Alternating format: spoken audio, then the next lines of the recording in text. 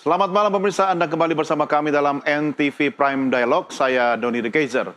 Skuad Garuda dalam mode siap tempur, bersiap menghadapi Australia 20 Maret yang akan datang. Timnas Indonesia telah mendaftarkan 29 pemain untuk laga itu, di mana 17 pemain diantaranya saat ini sudah berada di Sydney. Lalu seperti apa kesiapan timnas dan siapa saja potensial player yang akan langsung berlaga di ajang perdana Patrick Kluivert ini? Kita akan diskusikan bersama dua analis sepak bola. Sudah hadir bersama saya di studio Bung Anton Sanjoyo, dan juga kita terhubung dengan Bung Haris Pardede yang saat ini langsung berada di Sydney, Australia. Siap-siap mau nonton langsung timnas kita di Sydney. Bung Joy, apa kabar? Baik. Thank you sudah bersama kita di studio. Bung Harpa, apa kabar? Selamat malam, kabar baik Bung Doni. Siap. Di sana udah jam berapa? Jam 11 ya? Iya, ini jam 11 lewat 4, jadi Sydney itu 4 jam lebih dulu dibandingkan waktu Indonesia Barat. Oke, mau Sydney lebih dulu atau Jakarta belakangan, tapi skor tidak berubah kan, beda kota kan? Oke, baik Bung Harpa, Bung Joy, sebelum kita mulai diskusi, mari kita simak dulu tayangan pengantar yang berikut ini. Beberapa pemain timnas Indonesia sudah tiba di Sydney, Australia pada Senin 17 Maret 2025. Sampainya di Sydney, skuad timnas tanpa berleha-leha langsung menjalani sesi latihan fisik. Seperti dibagikan akun resmi timnas Indonesia, Marcelino Ferdinand dan kawan-kawan berlatih di ruang kebugaran hotel tempat mereka menginap di Sydney. Penggawa Garuda yang bermain di Liga 1 dan para pemain abroad juga telah berkumpul dan bertemu pelatih Patrick Kluivert. Namun sejumlah pemain abroad lainnya belum tiba di Sydney, termasuk 3 pemain yang baru saja dinaturalisasi. Sebelumnya saat mengantar keberangkatan pemain, Ketua Umum PSSI Erick Thohir menyoroti faktor kelelahan yang dikhawatirkan bisa mengganggu persiapan melawan Australia. Terlebih, pemain yang berlaga di luar Indonesia harus menjalani jarak tempuh yang jauh untuk tiba di Sydney. Seperti yang kemarin kita lihat untuk kedatangan beberapa pemain juga alhamdulillah. Saya rasa ada beberapa yang sudah datang lebih awal. Karena musuh kita hari ini kan kecapean dan cedera. Jadi beberapa hari terakhir ini juga saya nonton itu tim yang pemain Indonesia main, nggak bisa bilang jangan sampai ada apa-apa, karena itu kan sesuatu yang X factor yang kita tidak tahu. Jadi persiapan dari official, kedatangan pemain seperti ini juga baik, cedera juga belum ada. Nah mungkin kecapean yang kita harus lawan sekarang, karena waktunya juga kan berubah, jet lag segala. Pada laga melawan Australia dan Bahrain, timnas Indonesia mendaftarkan 29 pemain. Sebelumnya total ada 30 pemain yang dipanggil Patrick Kluivert.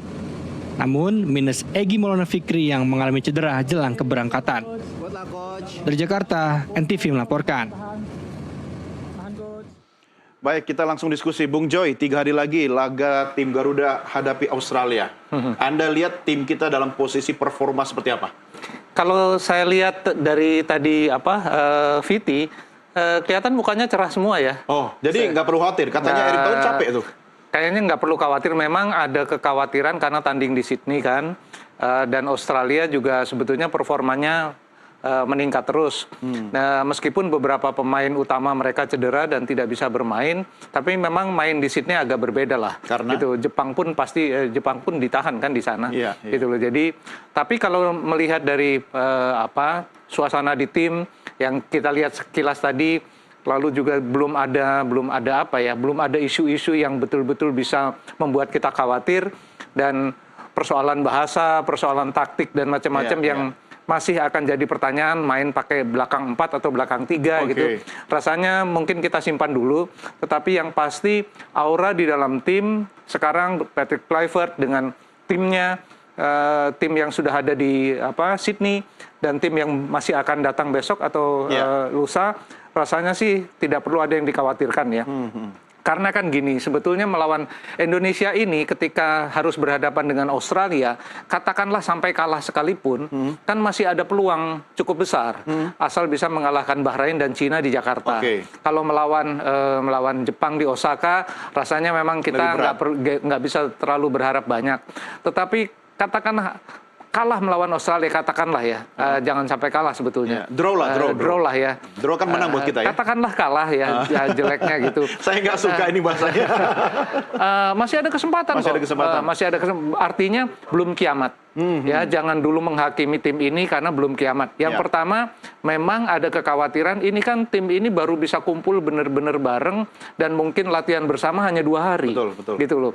Tetapi kekhawatiran banyak orang, misalnya apakah chemistry-nya bisa langsung terbentuk ya? Kan ini tim yang lama juga. Sebetulnya hanya ada 1-2 pemain baru, mungkin 3 lah kebanyakan pemain baru. Tapi pemain baru sekalipun itu bahasanya sama yang lain kan. Gitu. Jadi menurut saya juga nggak ada masalah. Dan dari sisi tim kepelatihan, rasanya sih kita tidak pernah merasa seoptimis ini.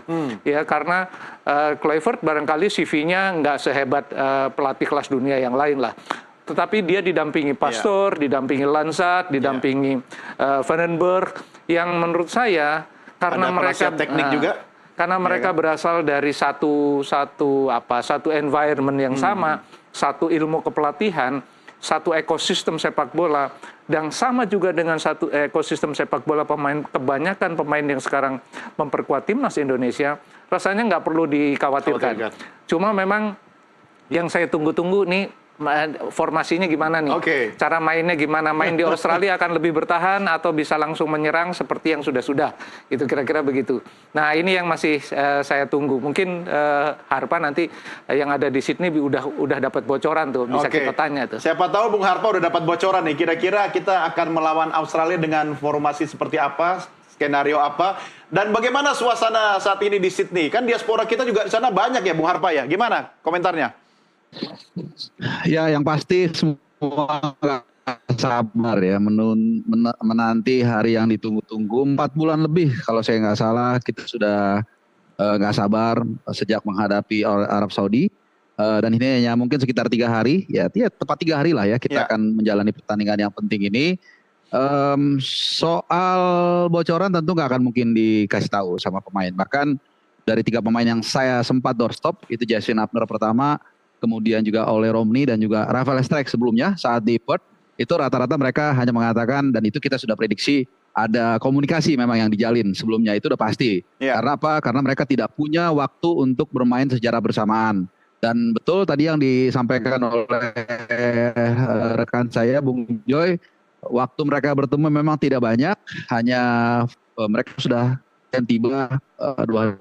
Tapi secara bergelombang dan nanti dalam 24 jam ke depan diperkirakan mereka semua akan komplit ya. Jadi ini bukan sebuah tantangan yang mudah ya. Dan kalau soal nanti seperti apa hasilnya, apakah Patrick Kluivert ini A atau B atau C, itu kita nggak ada yang tahu.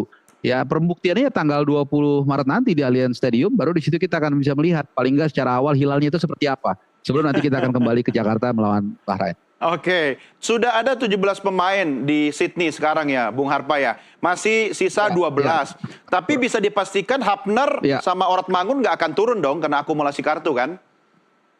Iya.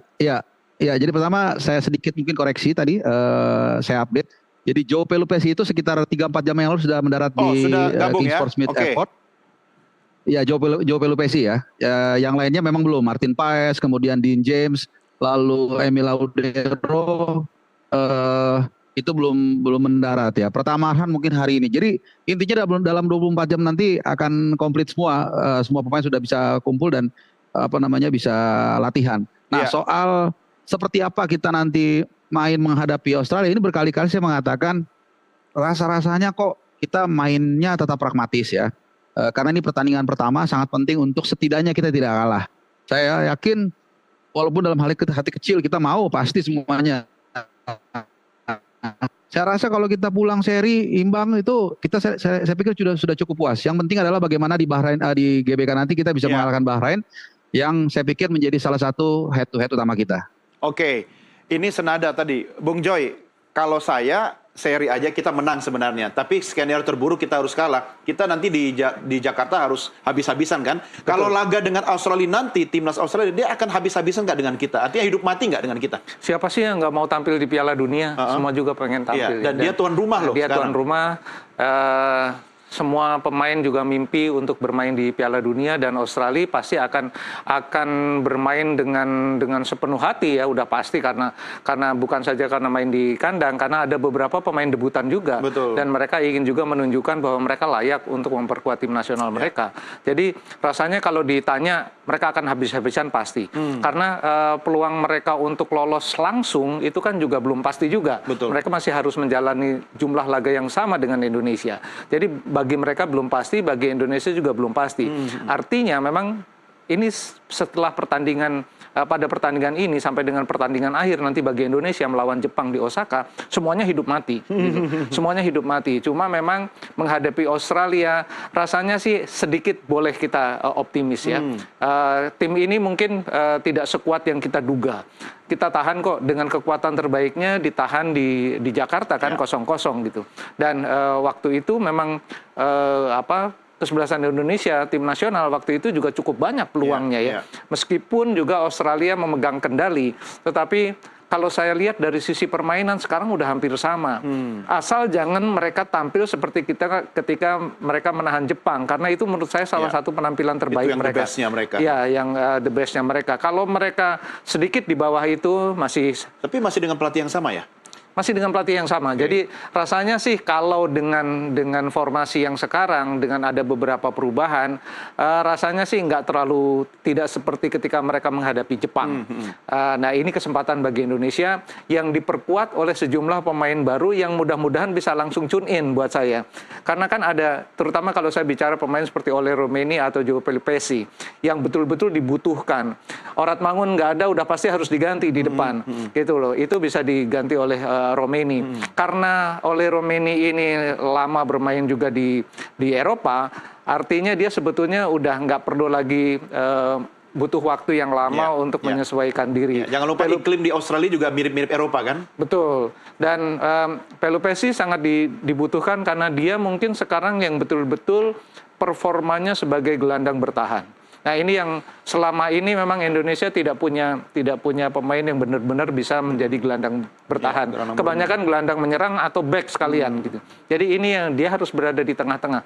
Posisinya agak mirip dengan libero, tetapi dia memang punya perimeter yang lebih strict ya daripada libero. Jadi rasanya sih Romeni dan Pelupesi akan langsung dimainkan oleh Kluivert. Oke, kita boleh confident, tapi nggak boleh overconfident ya, Bung Jo ya.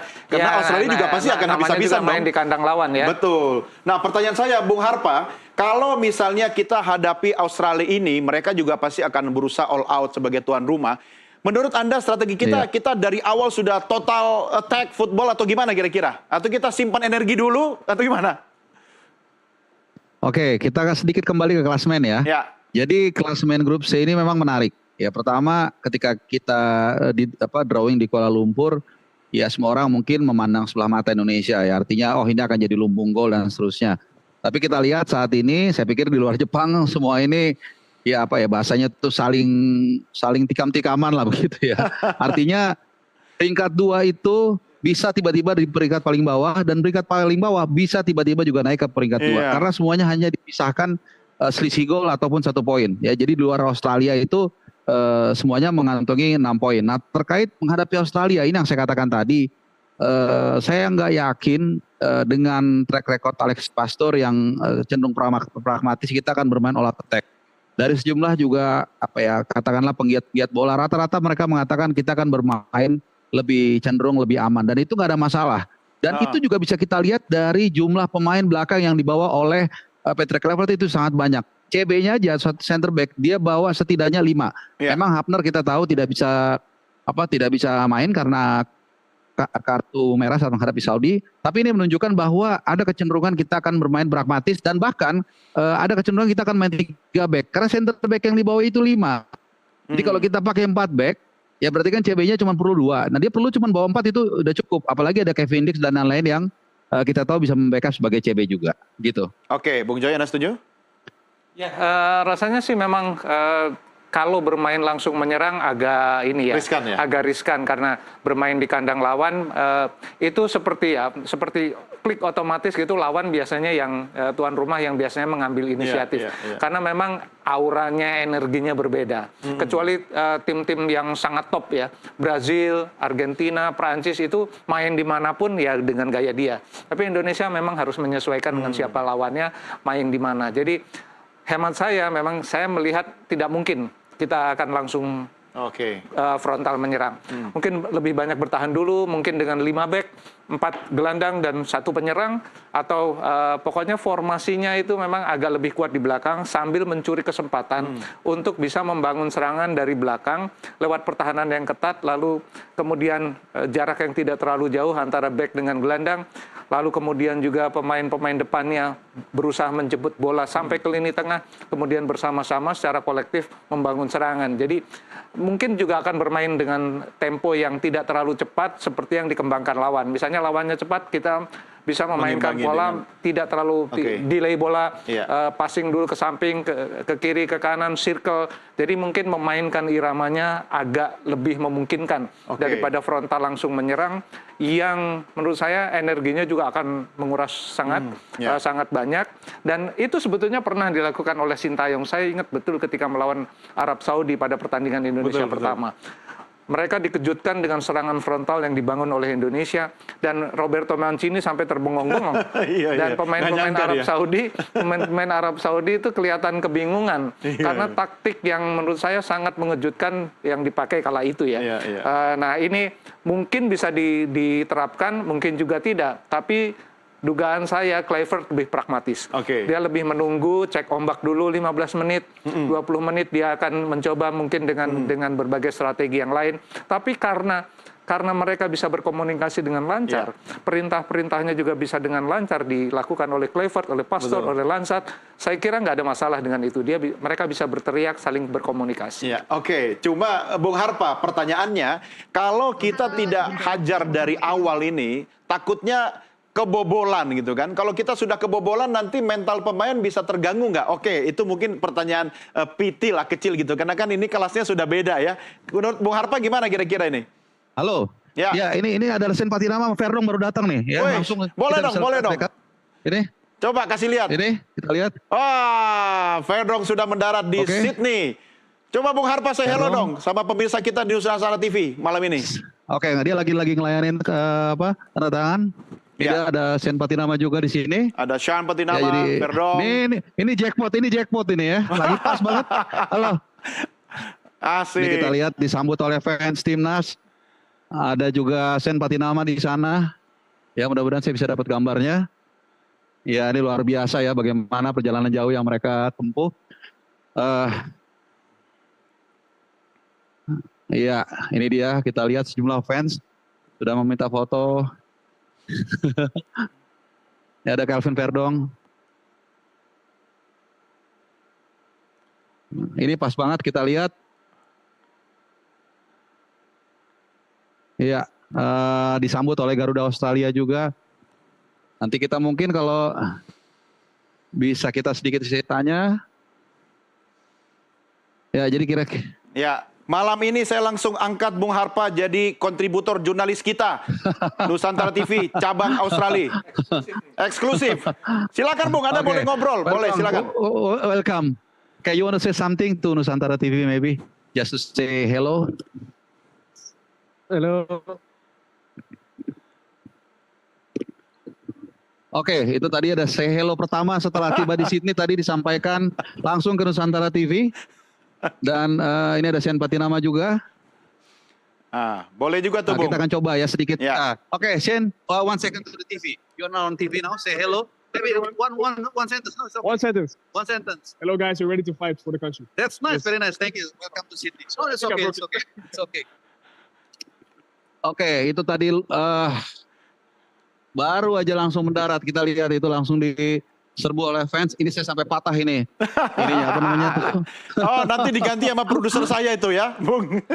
Oh gitu. Waduh, bagus deh kalau gitu. Oke, jadi ya kira-kira itu ya. Jadi semangat dari mereka, vibes positif yang diberikan oleh mereka itu sangat luar biasa. Jadi kontribusi fans juga kita harapkan bisa membuat mereka menghilangkan rasa lelah yang mungkin sudah Iya, perjalanan panjang juga ya. Iya, Tapi itu saya Sean tidak Patinama. melihat wajah-wajah lelah di wajah mereka, Bung Harpa. Iya, Mudah-mudahan ini betul, tanda-tanda betul. Jadi bagus yang- ini. Betul, jadi yang diungkapkan oleh senior saya Bung Jo itu memang luar biasa ya, pengalaman nggak bohong ya. Jadi memang wajahnya betul. Ya rata-rata mereka sangat cerah. Kita lihat walaupun perjalanan sudah 20 jam, memang mereka rata-rata optimis. Mungkin juga karena naik bisnis ya. Jadi, Iya. Ya, saya berikan Ya, ini kita kesempatan lihat, Sien. hak eksklusif Bung Harpa. Silakan kalau mau berputar di sana, mau menyapa, mau ngobrol, mau saling foto, silakan. Kami monitor dari sini. Silakan, Bung. Oke ya, saya stock shot aja ya begini ya. Jadi biar penonton di rumah bisa menikmati ini Sean Patinama yang tentu kita tahu ya persaingan di lini kiri, di sisi kiri akan sangat berat karena begitu banyak pemain berposisi sebagai left back. Ini dia. Itu Sean, dia. good luck, Sean. Oke, ya udah. Nah nanti setelah ini masih ada lagi Eleanor Renders yang katanya mungkin setengah jam 1 jam lagi kita belum tahu akan segera mendarat di King Sportsmith. Kira-kira demikian. Bung Oke, baik. Doni. Wah, ini beruntung sekali kita punya jurnalis langsung dari Sydney. Oke, Itu pas banget, pas banget kita mendarat, pas kita mendekati pintu keluar, pas dia keluar. Ya. Pas banget itu, not even 5 seconds different. ya, itu namanya jackpot buat Nusantara TV ya, sama Bung Harpa ya. Oke, Bung Harpa tetap di situ, tetap monitor ya. Itu memang Oke. headsetnya harus diganti itu. Nanti saya minta ke produser saya tuh. Itu demi liputan khusus Oke, kita oke, sampai siap. patah itu. Saya kembali ke Bung Joy dulu ya. Oke, Bung Joy. Ya. Artinya optimisme itu ada. Cuma kita nggak boleh besar kepala. Ya. Nah, sementara ini kan adalah debut pertamanya Kluivert. Ya kan? Ini sama-sama punya hasrat, punya target gitu. Apa kira-kira komprominya di lapangan biar kita tidak kemudian overconfident tapi kehilangan kepercayaan diri? Apa yang harus Anda sampaikan? Ya, di antara semua optimisme yang muncul, tambahan pemain di skuad Garuda, memang ada kekhawatiran karena ini debutnya Kluivert, debut semua bahkan ya, semua tim pelatih debut.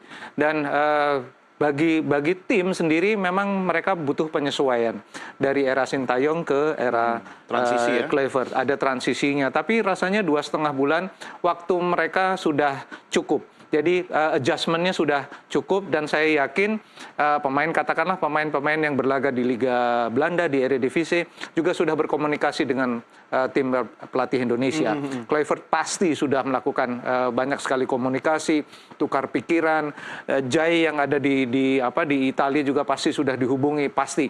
Karena memang target yang diberikan oleh PSSI kepada Patrick Kluivert itu memang sangat berat. Ya, saya mendengar sendiri dari Erick Thohir, dari Ketua Umum PSSI, bahwa memang tadinya kan target Indonesia itu bukan 2026 sebetulnya. Tadi awalnya, target awal adalah 2030. Tapi dia sendiri mengaku, karena saya pertanyakan langsung itu, sampai kapan Anda mau melakukan naturalisasi untuk memperkuat timnas? Karena kan mungkin tidak ada batasnya. Betul. Dan dia mengaku memang tidak ada batasnya. Saya bisa mengerti karena dia pengusaha. Dia punya insting pengusaha. Insting pengusaha itu dia kalau ada opportunity dia ambil. Lalu dia mengaku di hadapan saya, ada Harpa juga waktu itu, dia mengaku waktu pemain diasporanya 5, permainan Indonesia tambah bagus. Bener kan? Waktu pemain diasporanya 10, lebih bagus lagi. Gitu loh. Waktu pemain diasporanya ada 15, tambah bagus, bisa mengalahkan Arab Saudi misalnya. Jadi dia bilang, emang nggak ada batasnya, Joy, katanya gitu. Harpa juga dengar tuh, emang nggak ada batasnya. Waktu itu saya bilang, Pak, saya paham pemikiran Bapak, meskipun saya tidak terlalu sepakat dengan itu. Tetapi saya mengerti kalau Anda mau mengambil opportunity ini, gitu loh. Karena dia bilang, iya kan kita punya kesempatan, betul, untuk tampil di Piala Dunia 2026, saya iya. Jadi wajar maju targetnya 2026. Jadi targetnya awalnya 2030, dimajukan ke 2026 karena memang ada opportunity-nya. Benar nggak? Masih ada 4 pertandingan, Indonesia posisi ketiga. Masih ada 2 pertandingan home. Dan itu semua dibebankan ke Kluivert. Dan itu semua memang dibebankan ke Kluivert. Nah, Kluivert sendiri berani mengambil ini karena memang ada reserve-nya. Reserve-nya apa? Ya, Anda harus mempersiapkan tim untuk 2030.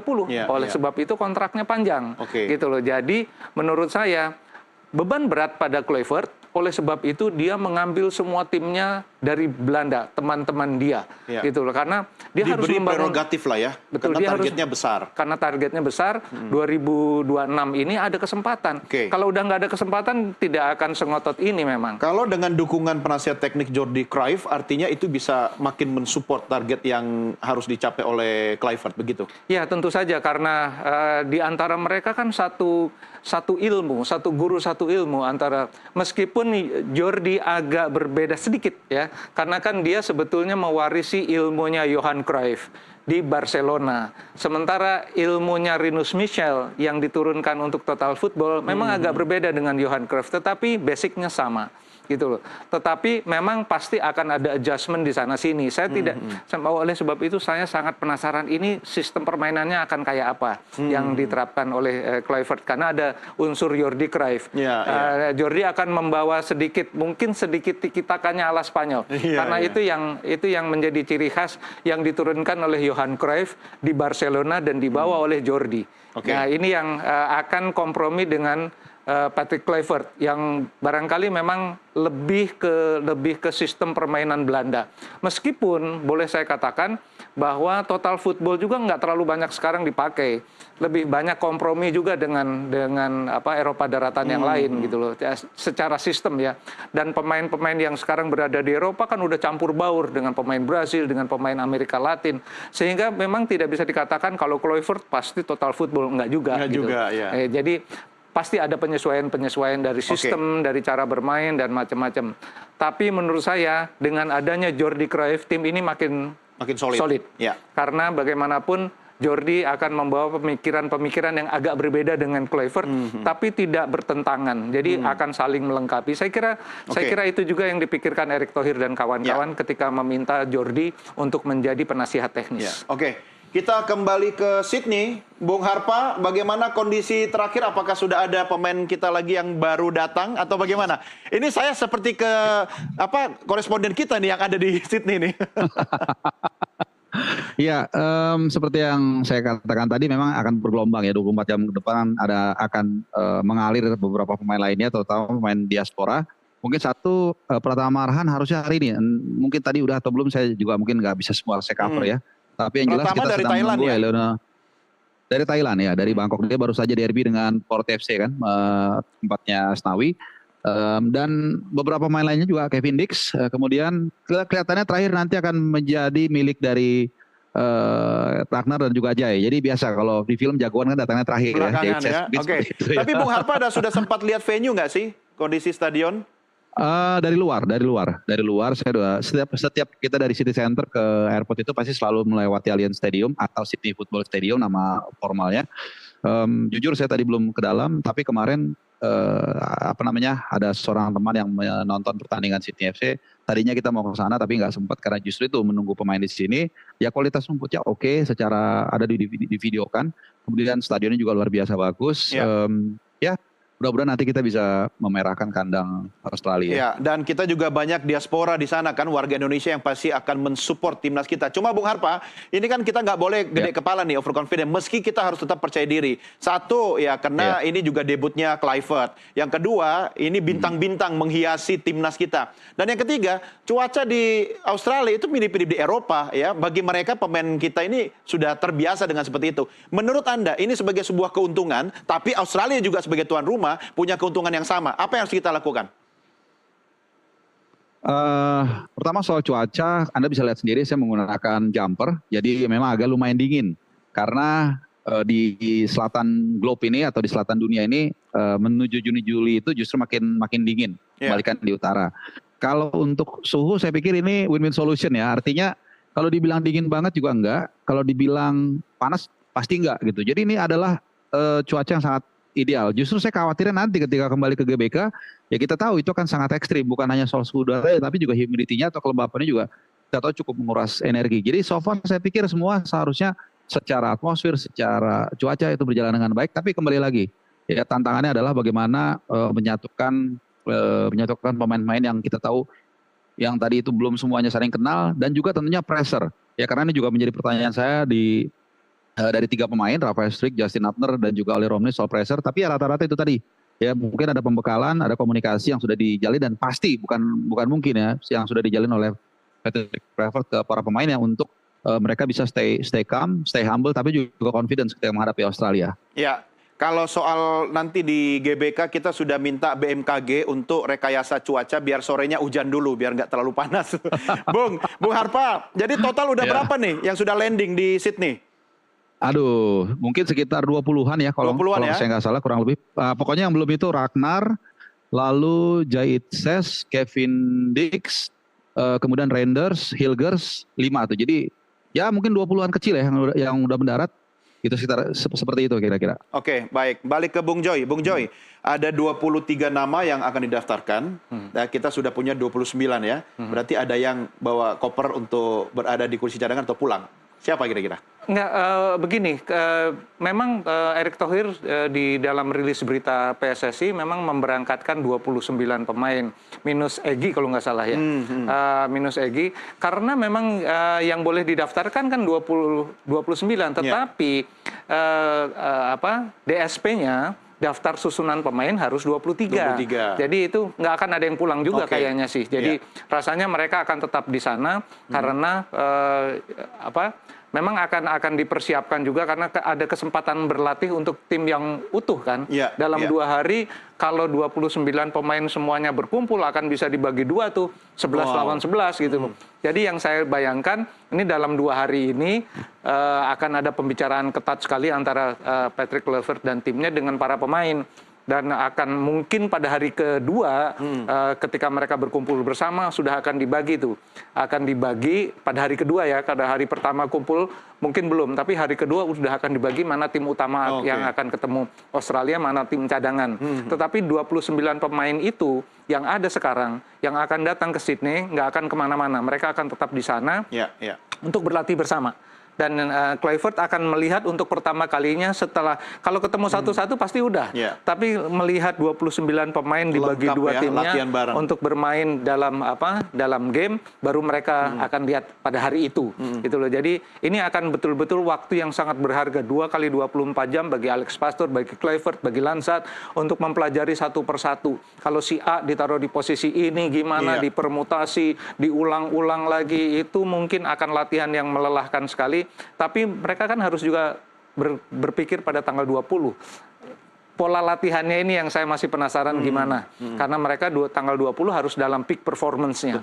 Jadi persiapannya tuh 2 hari itu kayak gimana. Kemarin saya bertemu dengan Bambang Nurdiansyah, coach. Saya tanya bagaimana, ya itu memang PR yang paling besar bagi pelatih.